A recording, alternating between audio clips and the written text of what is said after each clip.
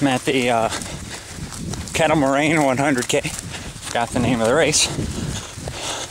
A little over 16 miles in. Been running for more 3 hours on the nose. Going good so far. I'm in a section that's extremely runnable, so I probably won't take a walk break here.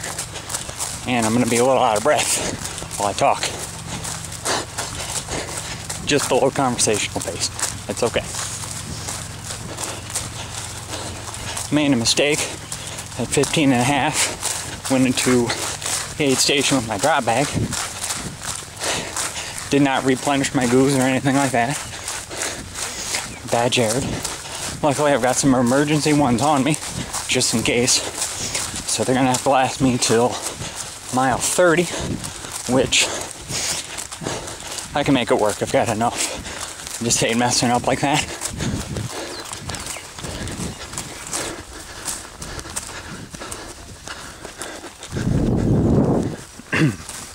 Right now we're in the meadow section of this. I've been going through a lot of hills out in the woods.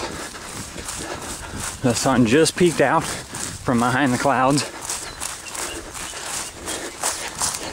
in time for us to run about 10 miles in the open sun. It's gonna be great. If you notice, hopefully the video quality is a little bit better now. Went ahead, walk break, a little hill. Went ahead and spent the money and purchased a real digital video camera instead of just using my camera that can also shoot crappy videos. So my production quality should go up here. Anyway, I've been talking about 2 minutes. That's long enough. So I'm gonna check back in about every... Just swallowed a bug. Spit him back out. Anyway, I'm gonna check back in about every 15 miles, give or take a bit.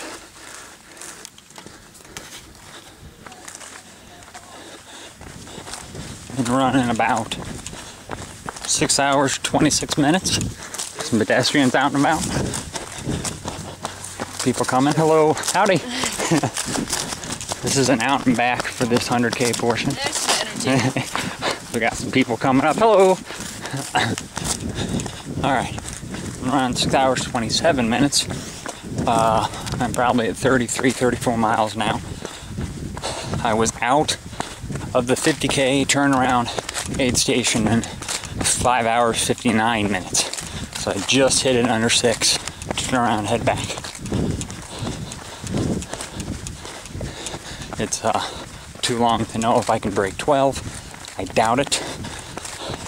But we got 10 miles of pretty fast section coming up where I'm hoping I can make up some time. But having a 100-mile run in 2 weekends, I'll try and break 12, but if I don't, who cares? This is the training run.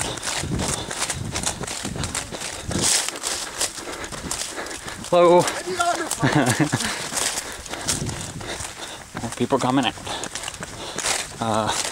Where they're trying to go to turn around, I left about a half hour ago. So they got a bit still. This is what a lot of the course has been like. Nice wooded sections. Real luscious to run on, real nice. I'm going through some prairies, some marshes, open meadows, whatever you want. Alright, I've yammered enough for now. Check back in later. Alright. Now I've been running 9 hours, 21 minutes, and I'm at just over 47 miles. I was hoping to break 12 hours. It's iffy at this point. Pretty sure it's not going to happen. And I need to check myself. And I'm going to slow down here in just a bit. Kind of want to get, I just left the aid station. I want to get a little bit away so that I don't end up in a big group of people. But sub 12 was the unrealistic expectations goal. That all the planets and stars aligned, there was extra moon power out, and Jesus especially super duper loved me. It's not going to happen today. Oh, hi. Hello. Doing good. Where are you from? Illinois. Oh. Spectators on the path. But the unrealistic goal was there. It was dangling in front of me. We had good rain for a while, then the sun came out super heavy, then more rain. I was trying to make up time on the flat sections, just couldn't hang. And it gets really technical from here. So, still gonna finish with a good time. Still gonna finish with something in the tank, which is important, since I've got, like I said earlier, 100 miler in 2 weeks. May as well not see my ugly mug, may as well see the trail for a bit. Like I said, these are really nice trails to run. So, should be able to break 13. We'll see what happens. Hello.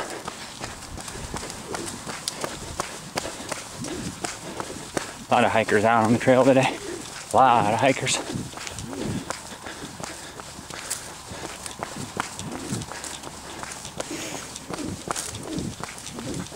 Alright.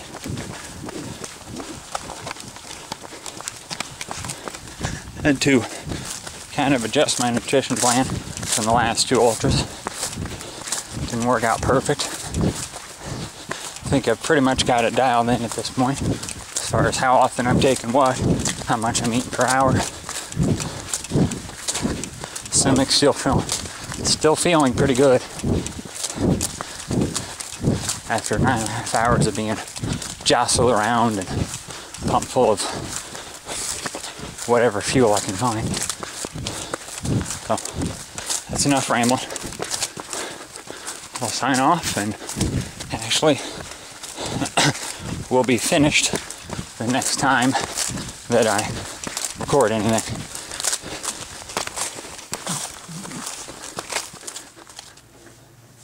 Alright, it's the morning after.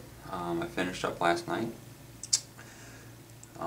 As soon as I shut the video camera off last time, at about 9 hours and 30 whatever minutes, it started raining. I had to scramble to put the video camera into the plastic bag in time to keep it safe. It poured, and it did not let up until well after dark. I finished my run of the pouring rain. I know a lot of other people had to finish in a torrential downpour, but I knew I wasn't going to break 12, but I figured I could still get low 12s out of it. Thanks to the rain, it was super slick. You couldn't even run a lot of the downhills because it was all rock and you were just going to fall on your ass as soon as you tried. I did finish in 12:47:38 by my watch. It's chip time. The run was, so it's going to be around there as my final time. This is on second in my age group, which is 40 and below. The reason I didn't run the 100 miler on this one is they didn't give you a belt buckle.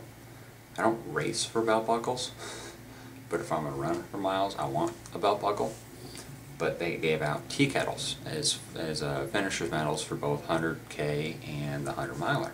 I'm like, okay, I'll go get the tea kettle anyway. I drink tea all the time. It'd be sweet to have practical race swag. Well, I got the tea kettle, and this is it. It's a Curios. It's tiny. I can't actually use this. But that's okay. I still ran the 100k and enjoyed it. I'm disappointed I didn't get a full-size tea kettle because they had nothing to scale for that picture. So in the picture the thing looked huge. It turned out they were just really zoomed in on the world's most tiniest tea kettle. So, oh well. Run went well the rest of the way. Like I said, it did slow down a little bit, and then the rain kind of forced me to slow down in some areas. The last 5 miles, they actually had the miles marked off, saying 5 miles left, 4 miles left, 3, 2, 1, whatever. So about mile 4, I'm like, okay, I still feel good, I can start pushing.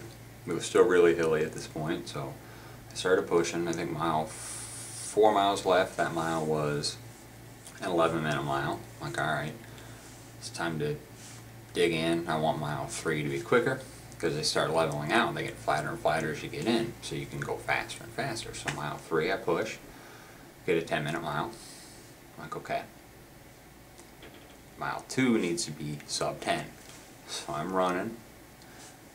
Mile 2 ends up being a 10-minute mile. Like, alright, mile 1, I'm going all out. There's a mile left. I can do this. So I'm running as hard as I physically can. Not quite to the point where I'm going to toss my cookies, but I'm pushing pretty good. If you've ever seen It's Always Sunny in Philadelphia, when Dennis and all them go and try out for whatever the football team is in there, like that Miracle movie, which I know is based on a real event, but whatever team that is.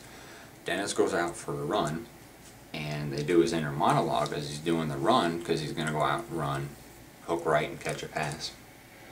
And I keep repeating his inner monologue, which goes something to the effect of, I am a lion. I'm a flawless machine, you know, and I'm pumping away. Like, I am a lion, I'm a flawless machine. I'm a running machine. I'm perfect form. I couldn't be any better runner. Look at me, I'm great. It's like, I should do this without my shirt on. It would look so much better.